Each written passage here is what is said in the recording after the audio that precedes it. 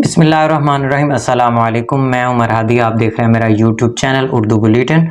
Urdu bulletin में खुश आमदीद। तो नाम जमात के इम्तिहानात जो हैं वो शुरू हो चुके हैं, तकरीबन शुरू होने वाले हैं बल्कि।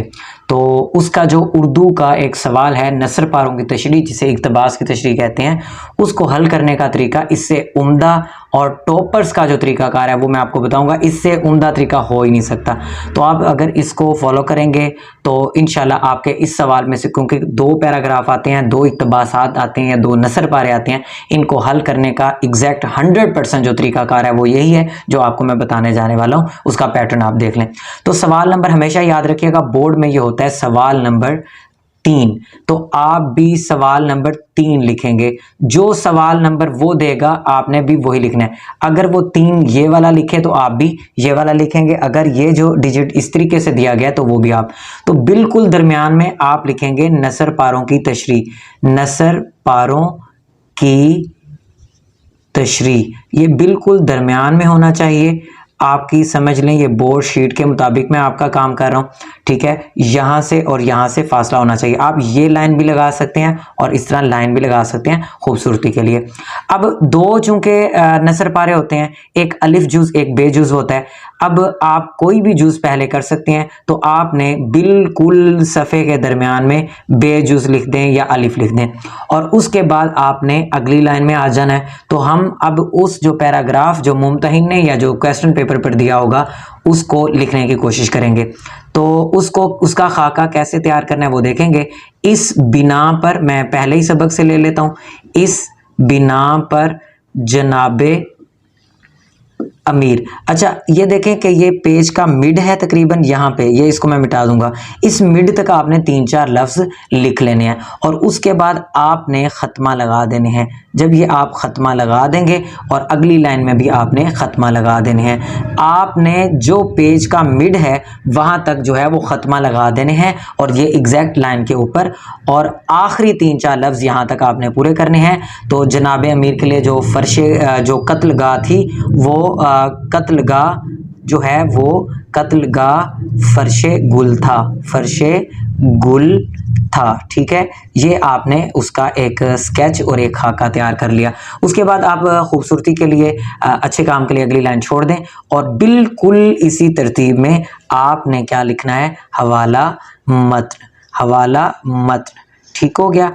अब इस हवाला मतन का मतलब होता है ये जो ऊपर तहरीर दी गई है इसका आप हवाला बताएं, अता पता बताएं, और वो जो है वो हमारे 2-3 तरीकों से मिलेगा। आप लिख लें सबक का उन्वान, और सबक का उन्वान उसके बाद लगाएंगे राब्ता। ये बच्चे जो हैं वो लिखाई के नंबर कटवाते हैं या रमूज़े औकाफ के नंबर, पैटर्न के नंबर, यहाँ पे भी राब्ता आएगा, यहाँ पे भी, और इसके सामने आप बिल्कुल भी नहीं लिखेंगे कुछ भी, क्योंकि हवाला मतन का जो मतलब होता है वो हम नीचे लिख रहे हैं। सबक का उन्वान जैसा कि है हिजरत नबवी, वो आप यहाँ पर लिख देंगे सल्लल्लाहु वसल्लम, इसको मुकम्मल लिख लीजिएगा।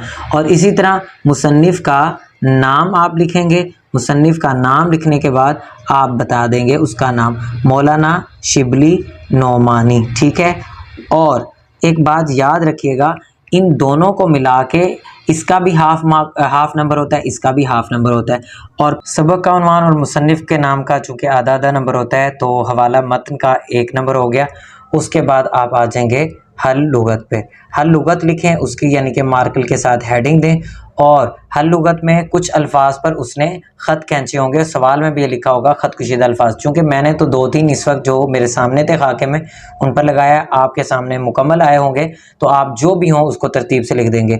और बिना लिखा जैसे इसका मतलब होता है सबब, ठीक है। और उसके बाद कत्लगाह है, और कत्लगाह का फिर उसके बाद आप यहाँ पर उसका मतलब लिख देंगे। अगला लफ्ज़ है वो यहाँ पे लिख के और उसका मतलब भी यहाँ पर बता देंगे। 2 हों, 3 हों, 4 हों, 1 हो, कुछ जितने भी ख़त कुशीदा अल्फाज आएंगे उनको जब आप मीनिंग बता देंगे तो आपको इसी से के नंबर मिलते हैं 2।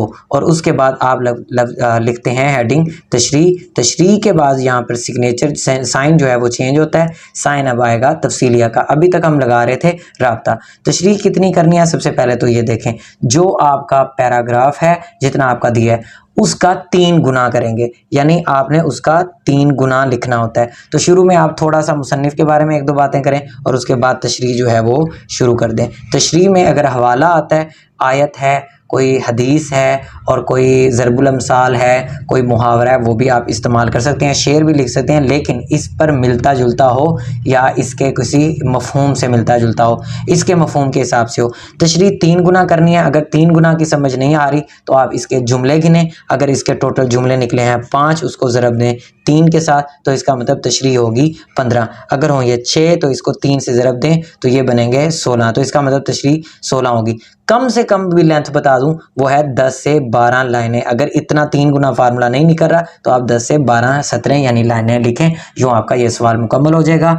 इसी तरह उर्दू, इस्लामियात और मुतालिया के हवाले से आपका कोई भी सवाल हो, आप मुझसे पूछ सकते हैं, कमेंट में पूछ सकते हैं। और आप नंबर के ज़रिए, जो कि आपकी स्क्रीन पर आ रहा होता है, या लोगो लास्ट में आ रहा होता है और स्टार्ट में आ रहा होता है, आप उसके ज़रिए आप हमारी टीम से भी रब्ता कर सकते हैं।